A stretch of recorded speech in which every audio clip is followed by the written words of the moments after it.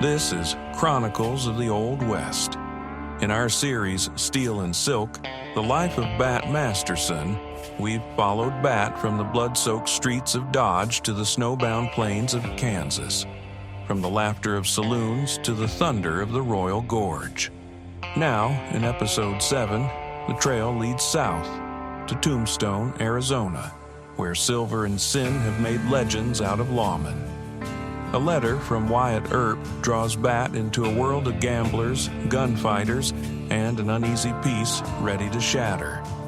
But before the dust settles, the past will call him home to Dodge City, where one telegram will spark a gun battle that ends an era. This is Episode 7 of Steel and Silk, The Life of Bat Masterson.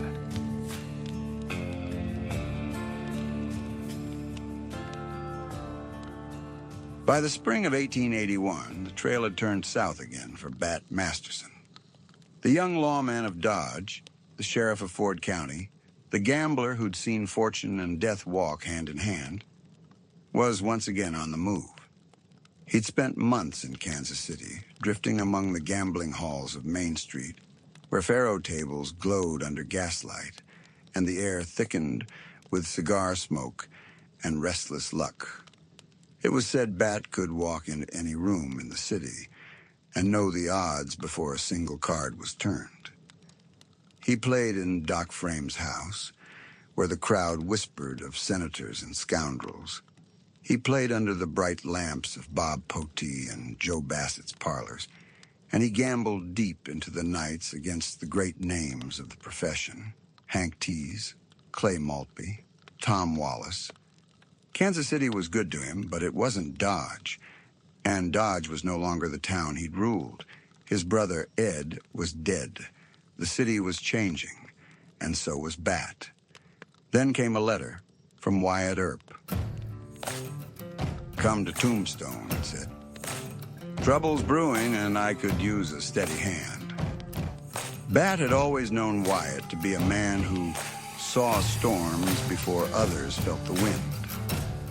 So when the call came, he didn't hesitate. On February 8, 1881, Bat Masterson boarded a westbound train. His destination, the booming silver camp of Tombstone, Arizona. At Trinidad, Colorado, the train paused long enough for Bat to change lines, from the Santa Fe north to a rough construction line pushing through New Mexico. He wasn't alone on the journey. A fellow passenger named George Buffum later wrote about it, remembering the sight of a tall, broad-shouldered man with cold eyes and quiet confidence. The kind that didn't need to be announced. There were dangers on that route: Apache raids, washed-out bridges, whole stretches where the tracks simply ended in wilderness. Travelers took seats in the caboose, rifles across their knees, watching the desert roll by. Among them was a man who stood out, not for his gun, but for his silk hat and umbrella. He was Judge William Stilwell, newly appointed to the Arizona bench. He looked entirely out of place, and when he asked Bat if he might borrow one of his Colts for comfort's sake, Bat only smiled and said, "Judge, if I find I can't handle them all, I'll let you know." At the end of the steel, they switched to a stagecoach, a cramped, bone-jarring box of wood and iron that rattled through the wild Apache country. Bat took the seat beside the driver, the fighting seat.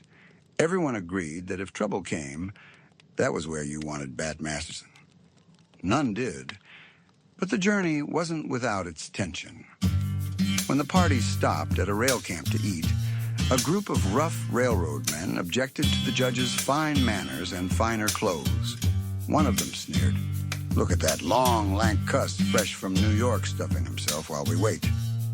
Before the insult could go further, Bat's voice cut through the room, sharp, cold, and laced with the kind of profanity that could blister paint. "Buffum," he said to his companion, "you just take the first seat that opens and let these sons of the borough wait their turn." The men took one look at Bat's expression, and at the rifle across his knees, and found their appetite gone. That was Bat Masterson. Polite until pushed, but when the line was crossed, there was no mistaking where the authority lay. When Bat arrived in Tombstone, it was a place poised between boomtown and battlefield. Silver fever had drawn thousands to the rocky hills of Cochise County. Miners, gamblers, drifters, and thieves. At the center of it all stood the Earp brothers. Wyatt was now a deputy sheriff for Pima County. Virgil wore a U.S. Marshal's badge and served as Tombstone City Marshal.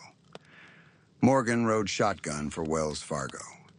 And Doc Holliday, thin, consumptive, deadly, drifted in and out of the Oriental Saloon, where Wyatt had just bought a steak. The Oriental was no backroom dive. It was marble-topped bars, red velvet curtains, and faro tables glittering under chandeliers. But peace didn't come easy, even there. Rival gambling houses sent hired toughs to raise hell, hoping to scare off Wyatt's customers. To quiet things down, Wyatt brought in two old Dodge hands, Luke Short and Bat Masterson. "Let 'em see what happens," Wyatt said, "when Dodge men deal the cards." Bat's arrival in Tombstone was like a reunion from the glory days. There was Chalk Beeson's old partner, Bill Harris, the portly Lou Rickabaugh, and the towering Dick Clark, all veterans of Dodge's long nights. And so, with cards spread, chips stacked, and pistols tucked under the faro tables, Bat went back to work. It didn't take long for violence to find him. One morning, Bat walked into the Oriental and saw two men facing off across a gaming table. Luke Short, quick-eyed and compact, and Charlie Storms, one of the best-known gamblers in the West. Bat knew them both. Storms was his friend. Luke was his ally. He stepped between them just as their hands went to their guns. "Easy, boys," he said. Luke, put it down. Storms hesitated, then let Bat lead him outside. "Go get some sleep," Bat told him. "You've been up all night." Storms nodded and stumbled toward his room. Bat turned back toward the saloon, relieved that for once talk had been enough. But Tombstone had its own gravity, and peace never lasted long. As Bat reached Luke Short on the boardwalk, Storms came striding down the street again, eyes wild, pistol already half drawn. Bat barely had time to turn before Luke's gun flashed twice. The first shot hit Storms square in the heart. The second was almost an afterthought, as if Luke wanted to make sure death knew where to find him. Storms was dead before he hit the ground. Later, Bat would testify on Luke's behalf, swearing it was self-defense. The court agreed. Luke Short walked free. After that, the Oriental grew quieter. Word spread that Dodge men were in town, and no one wanted to test their reputation. But Tombstone itself was boiling. March 15th, 1881. A stagecoach rolled out of Tombstone at dusk, bound for Benson with $80,000 in silver bullion locked in its chest. The driver, Bud Philpott, rode beside Bob Paul, Wells Fargo's guard, and a veteran of the trail. Somewhere near Drew's station, gunfire erupted from the darkness. Philpott took a bullet through the chest and toppled from the seat. Another shot tore through a passenger inside. Paul grabbed the reins, firing back into the brush as the horses screamed and the coach skidded sideways in the sand. When the shooting stopped, the robbers vanished into the mesquite, leaving two men dead. By 10 o'clock, a telegram reached Tombstone. "Stage robbed. Driver and passenger killed. Robbers escaped with bullion." Wyatt Earp didn't wait for dawn. Within the hour, he was at the Wells Fargo office, jaw tight, wiring Bob Paul. By midnight, a posse was ready. Wyatt, Virgil, and Morgan Earp, Bat Masterson, and a few others. They rode out under the moon, the desert cold and silent. After a while, Wyatt spoke. "Clanton's men," he said. "Bill Leonard, Jim Crane, Harry Head, Luther King. They'd been watching the Benson stages all week. By dawn, they reached Drew's ranch, where the wrecked stage still stood. Empty cartridge shells littered the ground, 17 of them, and hoof prints led south into the chaparral. Sheriff John Bain rode up, glanced at the tracks, and said, "Trail's cold. No point chasing." Wyatt turned in the saddle. "You go back if you want," he said. "We'll keep riding." And with that, they did. 6 men pushing into the hard white glare of morning, following the faint trail of killers across the desert. For 10 days and 10 nights, they rode through some of the harshest country in Arizona, over the Dragoon Mountains, through the Santa Cruz Valley, into the blistering heart of the desert. The killers tried every trick in the book, crossing dry riverbeds, doubling back, hiding their sign among cattle tracks. But Bat was a tracker of the old plains, the kind who could read a story in a single hoofprint. They followed the trail 150 miles before they caught one of the men, Luther King, at a ranch friendly to the Clampers. Under pressure, King confessed. He'd held the horses while the others did the killing. Wyatt turned him over to Sheriff Bean for custody, a mistake he'd soon regret. The posse pressed on. Their horses were gaunt, their lips cracked with thirst. Bat's horse finally collapsed beneath him. He rose, dusted himself off, and found a passing teamster willing to haul him back to Tombstone. The others went on, Wyatt, Virgil Morgan, Bob Paul, following the fading tracks east toward New Mexico. But the trail ended in emptiness. The fugitives had slipped away. When the men returned, the Tombstone epitaph praised them for their courage. But the victory turned to ash. Luther King, the one man they'd captured, had escaped from Bean's jail. Wyatt was livid. He accused the sheriff of letting the prisoner go. Bean swore innocence. The feud that began that week would soon tear Tombstone apart. Earp against Bean, law against outlaw, with Bat Masterson caught briefly in the middle. Bat never saw the showdown that would make Tombstone famous, the gunfight at the OK Corral. Fate, it seemed, had already chosen a different trail for him. Before the tension in town could boil over, a telegram found him at the Oriental Saloon. It was from Dodge City. His brother Jim was in trouble, the kind that couldn't wait. Bat read the message once, quietly folded it, and rose from the table. Without hesitation, he packed his gear, checked his pistols, and bought passage on the next stage north, the same road he'd ridden down only weeks before. He'd come to Tombstone looking for a new frontier, but fate had decided otherwise. While gunfire was destined to echo through Allen Street, Bat Masterson was already on the road home, riding toward a different kind of reckoning. The telegram arrived like a gunshot in the dark. "Come at once. Updegraff and Peacock are going to kill Jim." That single line sent Bat Masterson bolting from Tombstone, guns on his hips, fury in his heart. The message wasn't signed. Maybe the sender feared for his life. But Wyatt Earp later recalled the moment Bat showed him the note. "It wasn't from Jim," Wyatt said. "Didn't say what kind of trouble it was. Just said they were threatening to kill him."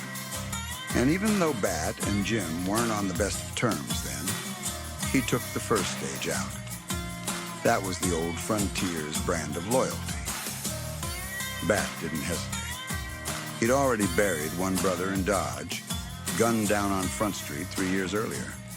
He wasn't about to lose another. Jim Masterson had worn Dodge City's Marshal badge since 1879. He wasn't as flashy as Bat's, quieter, maybe colder, but he had his own reputation.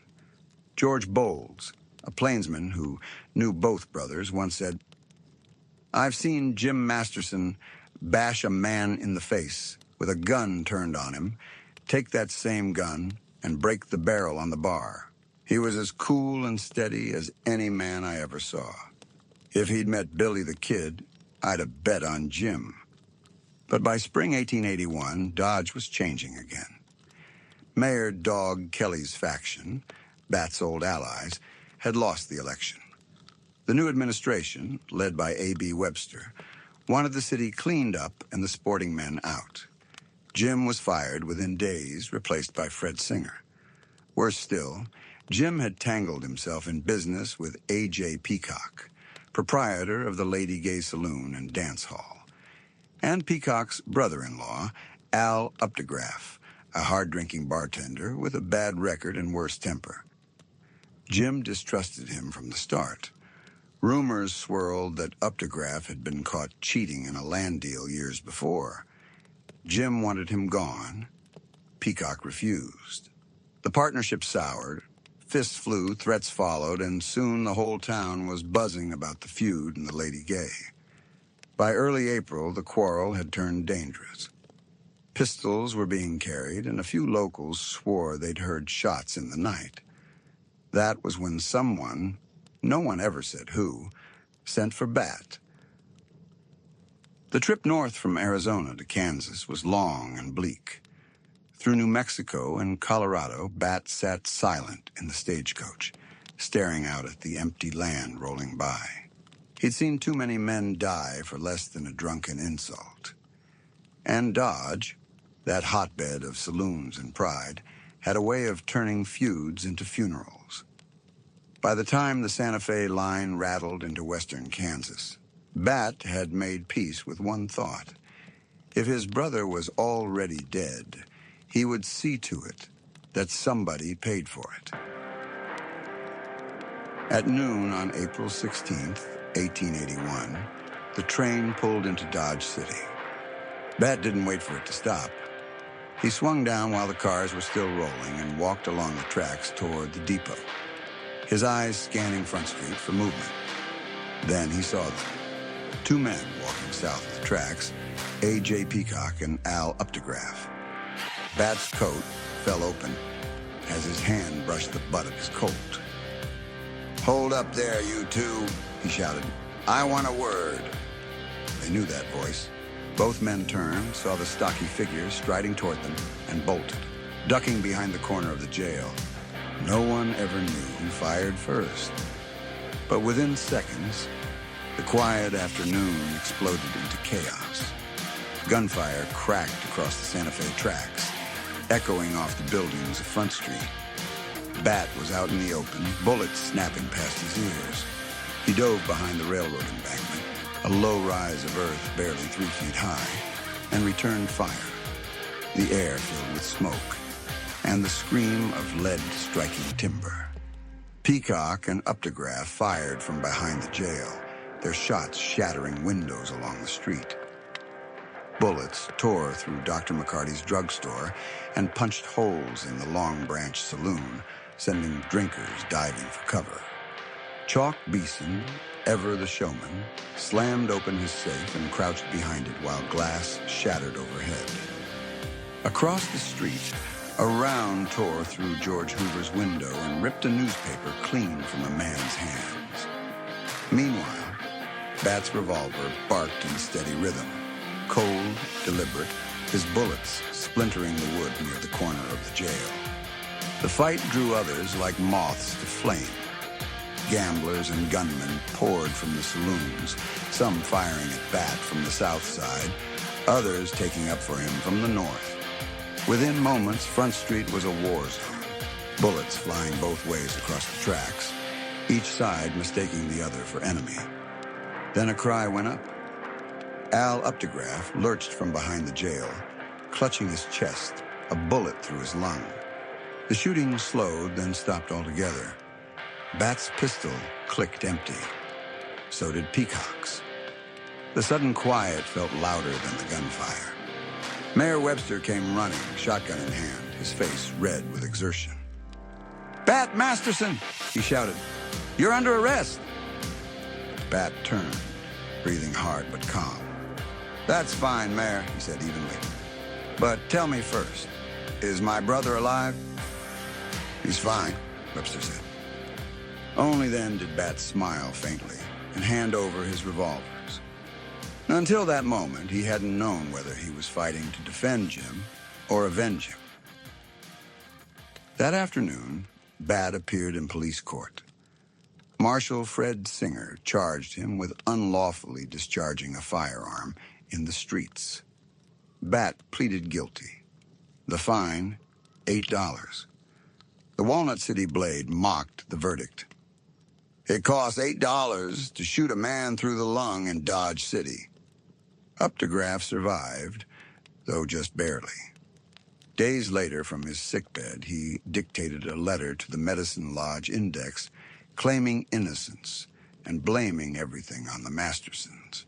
He said Jim had tried to have him fired, that Bat had come to town spoiling for blood, and that the first shot had been fired without warning. We, of course, returned fire, he wrote, and soon drove Bat Masterson behind the railroad embankment. It was a good story, but it didn't hold water. There was no record of any complaint filed against Jim, and no reason why Updegraff and Peacock happened to be armed and walking toward the depot just as Bat's train arrived. More likely, they knew Bat was coming and were preparing their own welcome. Whatever the truth, Dodge City was done with the Mastersons. The Ford County Globe thundered with indignation. Great anger is felt by the citizens against the Masterson party, it wrote. If such an outrage occurs again, they will not wait for the law to take its course. Even Bat's old friend Nick Klain, editor of the Dodge City Times, turned against him. The firing on the street by Bat Masterson and jeopardizing the lives of citizens, Klain wrote, is severely condemned. The good opinion once held for Bat has changed to contempt.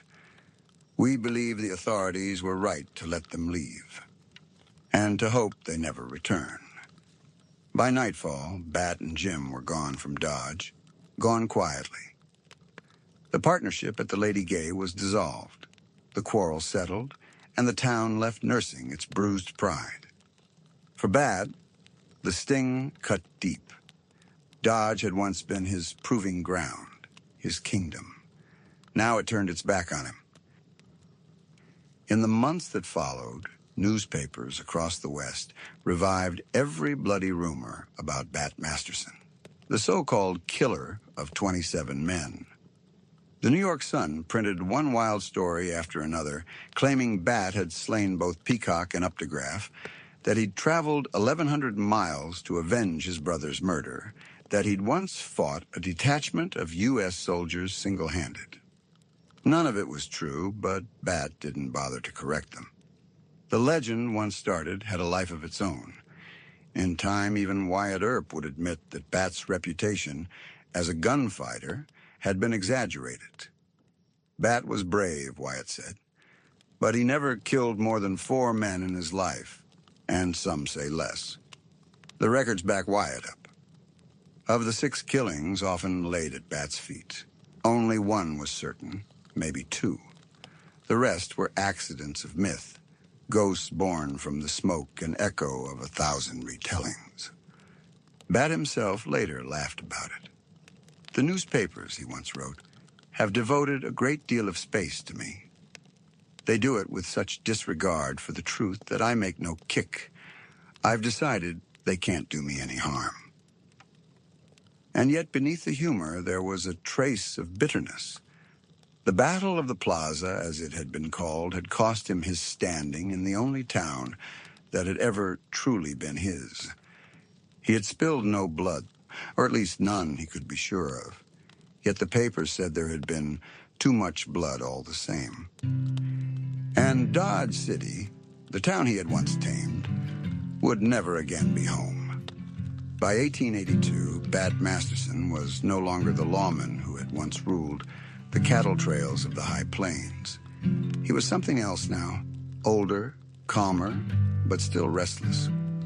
When word spread that the heavyweight champion, Paddy Ryan, was set to fight a young brawler named John L. Sullivan, down in New Orleans, Bat couldn't resist. The West had taught him a love of contests, of nerve, precision, and pride. And boxing was the same code by other means. He boarded the southbound train, bound for Louisiana, joining 1,000 gamblers, fight men, and curiosity seekers. It was the sort of gathering where Bat felt right at home, half rogues, half gentlemen, all of them chasing the same thing, the thrill of risk. The bout was chaos from the start. When Louisiana's governor tried to stop it, the fighters and their followers simply packed onto a special train and crossed the border into Mississippi. There, on the front lawn of the Barnes Hotel in Mississippi City, they built a makeshift ring and prepared to fight under the Gulf sun. It was a spectacle. Bat stood in the press of men and women, gamblers, actors, preachers, and thieves, all craning to see history unfold. There were faces any man might recognize.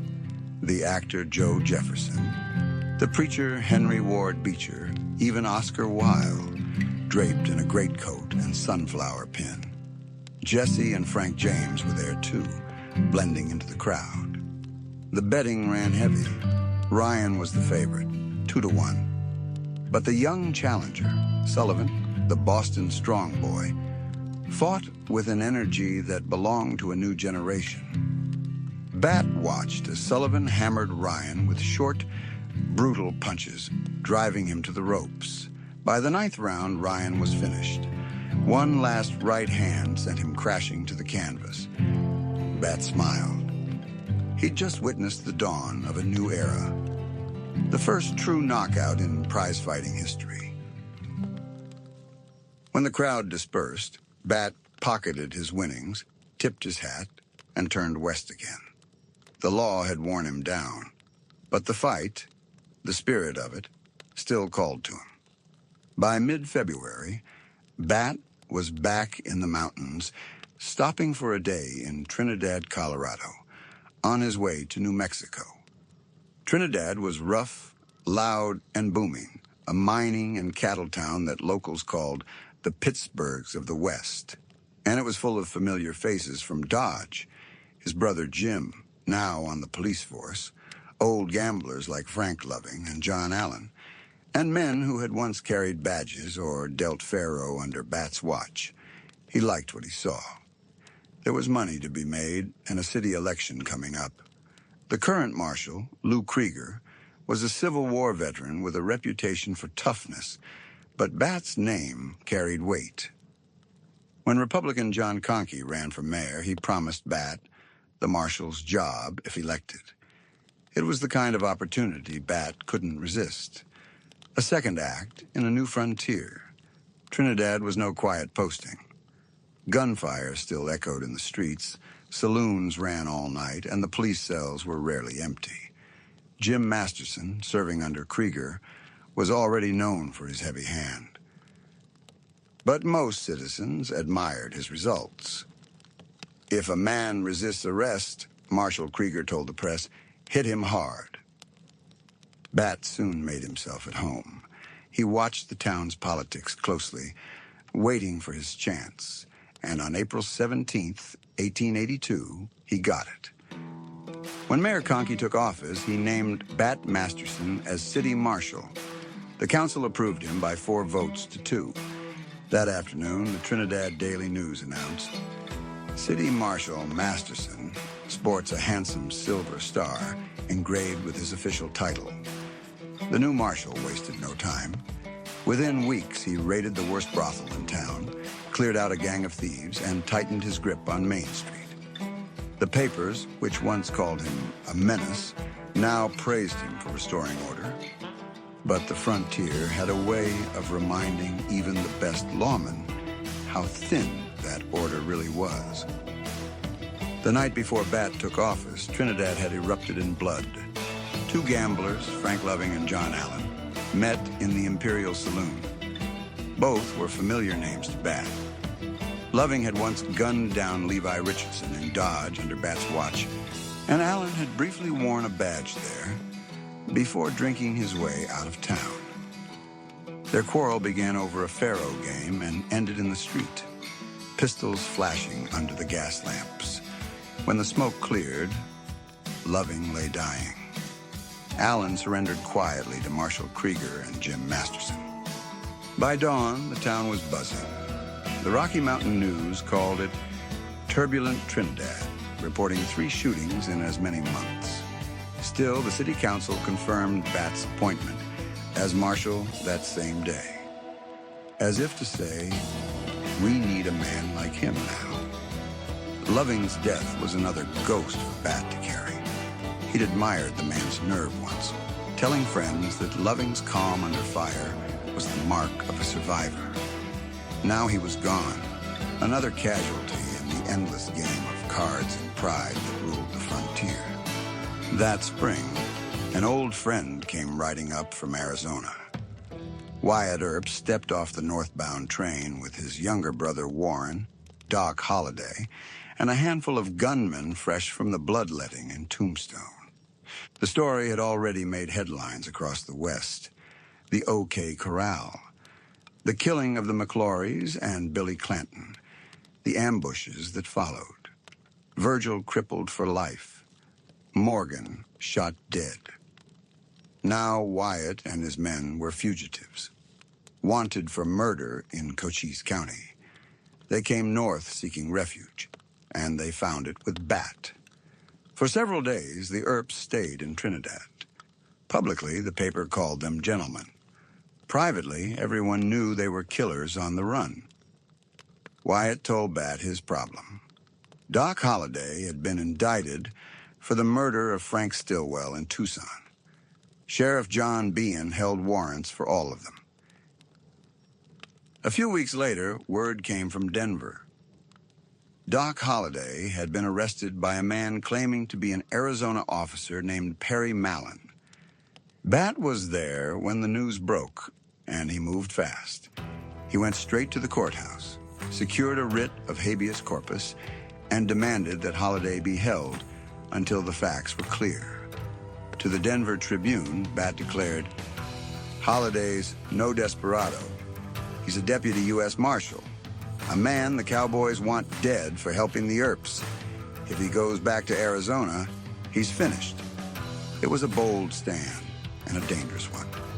Many in Denver saw Holliday as a murderer, the most noted desperado of the West. Bat's defense of him baffled reporters. Risk his reputation to save a gambler and killer he barely tolerated? The truth was, Bat had never liked Doc Holliday. Where Bat was steady and disciplined, Doc was impulsive, brilliant one moment, self-destructive the next. Holliday's temper was legendary, his nerves frayed by drink and disease. To Bat, he was the sort of man who gave the West a bad name, a gunman who fought for pride, not justice.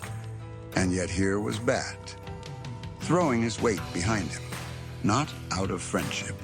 There was little of that between them, but out of loyalty. Not to Doc, but to Wyatt Earp. When his first attempt to free Doc failed, Bat tried another. He conspired with Pueblo City Marshal to issue a bogus warrant against Holliday, a confidence game charge, pure invention, hoping to transfer him out of Denver before Arizona agents arrived. But Sheriff Spangler refused to release the prisoner. Then Bat turned his fire on Mallon himself. He told the papers the man was a fraud, a bounty hunter posing as an officer, and he was right. Within weeks, Mallon was exposed as a con artist who'd used Holliday's arrest to swindle Denver citizens before disappearing altogether. By late May, the standoff had reached the governor's desk. Arizona demanded extradition. Bat argued that sending Holliday south was the same as signing his death warrant. On the night of May 29th, Bat went directly to Governor Frederick Pitkin's residence. He brought proof, letters, affidavits, and his word as a lawman, and pleaded Holliday's case in person. The next morning, Pitkin made his ruling. The extradition was denied. The papers fumed. The Rocky Mountain News accused Bat of fabricating charges to free a murderer. But Bat didn't care. He'd done what he set out to do. He'd kept Holiday alive. Within days, Doc was released to face the minor Pueblo charge, then vanished into the high country. Bat accompanied him as far as the station at Trinidad. It was the last time they ever met. Doc Holliday lived another 5 years, coughing blood, gambling in smoky rooms, and carrying death in his pocket. He died in Glenwood Springs in 1887, not in a gunfight, but in bed, staring at his own pale hands. Bat wrote about him years later with brutal honesty. Holliday had a mean disposition and an ungovernable temper. Under liquor, he was dangerous. He was no fighter, weak in body, sick at heart. But with a pistol, he was deadly. A dentist whom necessity made a gambler, a gentleman whom disease made a vagabond. It was a rare glimpse of Bat's judgment, hard, clear, and unsentimental. He could admire courage even in men he disliked, but he never confused ruthlessness with honor. By saving Doc Holliday, Bat Masterson had done his last great favor for the Old West. The gunfights were ending, the frontier fading.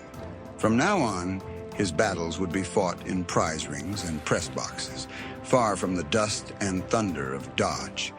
The Lawman was gone. In his place stood something new, the chronicler of his own legend.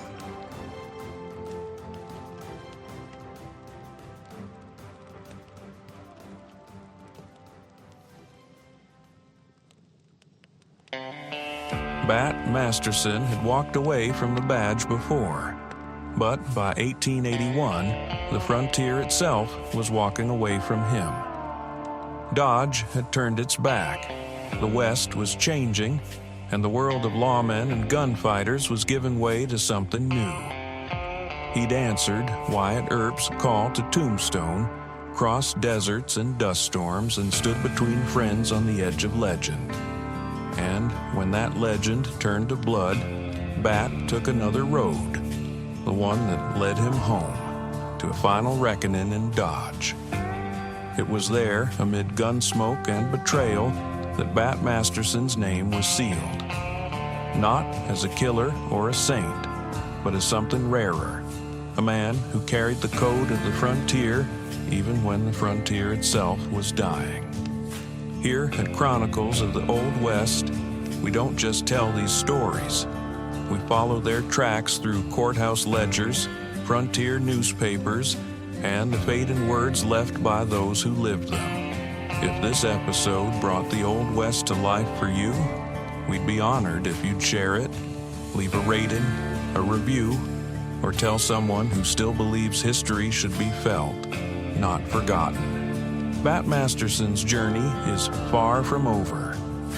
Ahead lies a new chapter, one written not in the dust of the plains, but in the smoke-filled halls of a changing America. Join us next time for the continuing saga of Steel and Silk, the life of Bat Masterson, only here on Chronicles of the Old West.